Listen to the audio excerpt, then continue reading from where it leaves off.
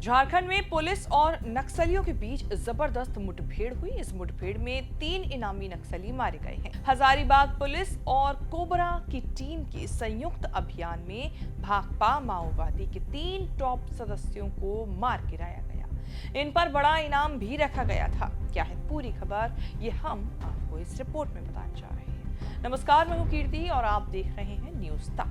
नक्सलियों से मुठभेड़ घोरहर थाना क्षेत्र अंतर्गत पाती तीरी में हुई। एनकाउंटर में जो 3 नक्सली मारे गए उनमें सहदेव सोरेन पर 1 करोड़ का इनाम था। इसके अलावा रघुनाथ हेम्ब्रेम पर 25 लाख और बिरसेन गंझू पर 10 लाख का इनाम रखा गया था। नक्सलियों के पास से 3 AK-47 राइफल के अलावा कई चीजें बरामद की गई हैं। हजारीबाग के एसपी ने इस एनकाउंटर के बारे में पूरी जानकारी दी। हजारीबाग पुलिस और पूरे झारखंड पुलिस के लिए बहुत बड़ी उपलब्धि का दिन है। हजारीबाग जिले में गोरहर जो थाना क्षेत्र है हमारा, इस गांव में आज अर्ली मॉर्निंग में एक नक्सल ऑफ हम लोगों ने कैरी किया। इसमें हजारीबाग पुलिस और कोबरा के द्वारा किया गया, कोबरा 209 के द्वारा। इसमें 3 नक्सली मारे गए हैं। एक परवेश है जो सीसी मेंबर है, 1 करोड़ का इनामी है। दूसरा बिरसेन है जो सैक मेंबर है, 25 लाख का इनामी है। और तीसरा जो 10 लाख का इनामी है, सब जोनल है। तो तीनों मारे गए हैं और 3 AK-47 हमें रिकवर हुआ है। भारी मात्रा में गोली भी मिला है। अन्य भी नक्सल से जुड़ा हुआ दस्तावेज और डॉक्यूमेंट टेक्निकल सब कुछ मिला है। तो अभी हमारी टीम और आगे कार्रवाई कर रही है। सर कोई हताहत होने की खबर इधर नहीं, अभी कोई इंजरी नहीं है, सब लोग ठीक है। कौन सा टीम इसमें शामिल है सर इस ऑपरेशन में? सर हजारीबाग पुलिस और कोबरा 209। दरअसल झारखंड में नक्सलियों को लेकर ऑपरेशन चूना पत्थर चलाया जा रहा है। झारखंड के डीजीपी अनुराग गुप्ता ने प्रेस कॉन्फ्रेंस करके बताया कि ये झारखंड पुलिस के लिए बहुत बड़ी उपलब्धि है।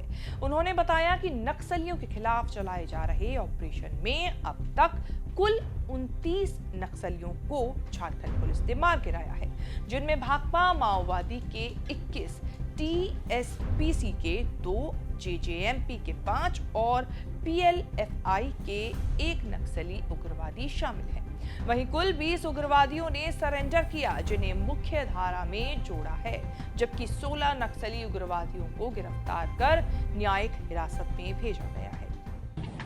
देखिए, झारखंड पुलिस के लिए बहुत बड़ी उपलब्धि है। बहुत बड़ी उपलब्धि है हमारे जवानों ने, हमारे अधिकारियों ने। मेरी उपलब्धि नहीं है, ये हमारे ऑपरेशंस ब्रांच की और हमारी इंटेलिजेंस ब्रांच की, हमारे जिला पुलिस की, हमारे CRPF की, हमारी कोबरा की।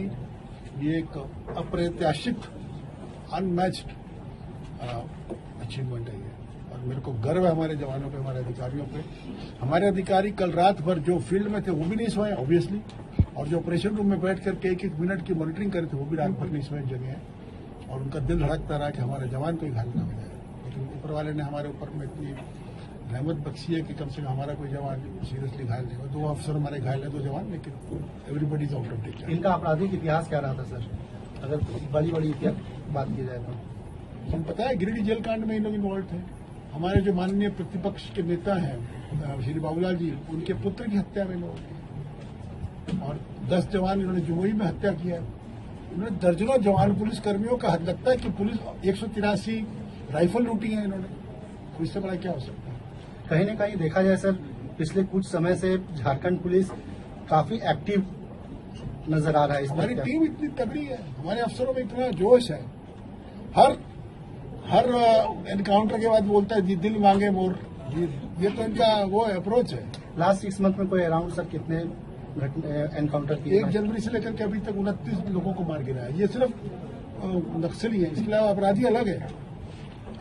राज्य का टॉप अपराधी अमन साहब भी इसी प्रकार से पुलिस को चैलेंज किया तो मारा गया पलामू में। सर, आज की कार्रवाई के बाद क्या लगता है कि जो नक्सलियों के आत्मसमर्पण का जो कार्यक्रम झारखंड पुलिस चला रही है उसमें कितनी बढ़ोतरी होगी?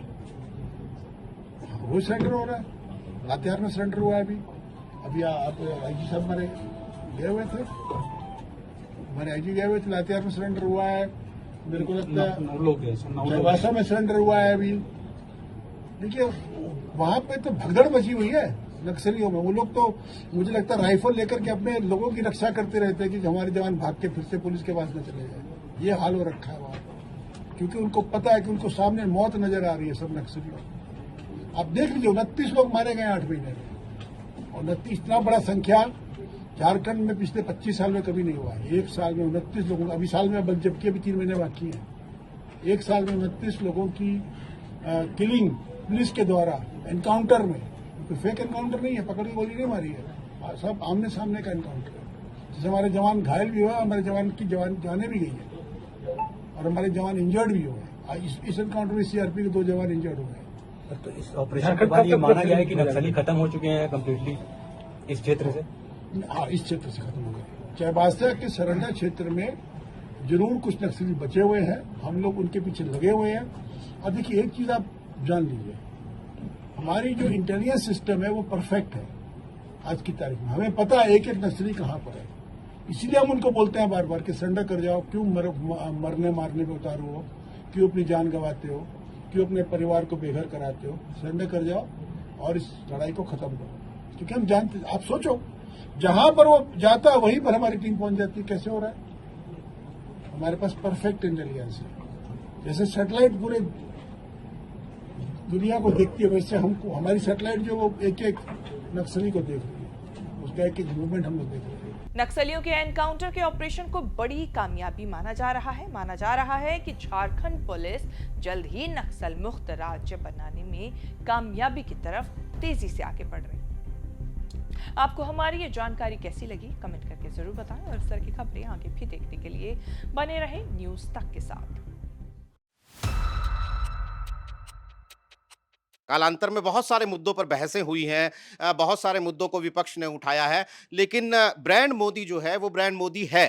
उसके वजन में, उसकी लोकप्रियता में कोई कमी नहीं आती है। देखिए नीरज, युद्ध और युद्ध के समय जो भाषा का इस्तेमाल है वो बहुत इंपॉर्टेंट रोल प्ले करता है। अगर आप युद्धोन्माद को यहां पहुंचा देंगे और आपकी अगर टारगेट अचीवमेंट यहां होगा तो ये जो गैप है ये आपका लोकप्रिय बनाएगा। आज की तारीख में अगर आप जाके तमाम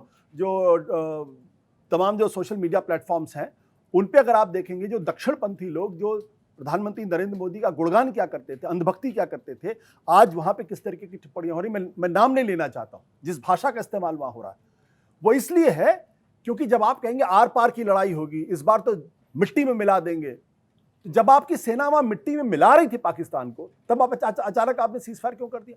आप इंदिरा गांधी की 1971 की बात आप करते हैं और कहते हैं हमने वो मौका गंवा दिया जब हमारे पास 90,000 पाकिस्तान के प्रिजनर्स ऑफ वॉर थे। हमको पीओके ले लेना चाहिए था उस वक्त, उसके बदले में हमने नहीं लिया। आपने जब उनके 9 एयरफील्ड्स को डिस्ट्रॉय कर दिया और आप अंदर घुस रहे थे, तो पाकिस्तान के साथ सीजफायर की शर्तें होनी चाहिए। मुझे लश्कर तैयबा का चीफ चाहिए, मुझे जैश ए मोहम्मद का चीफ चाहिए और मुझे इन राइटिंग गारंटी चाहिए कि आइंदा कभी आप इस तरीके की हरकत नहीं करेंगे और पीओके लेना चाहिए।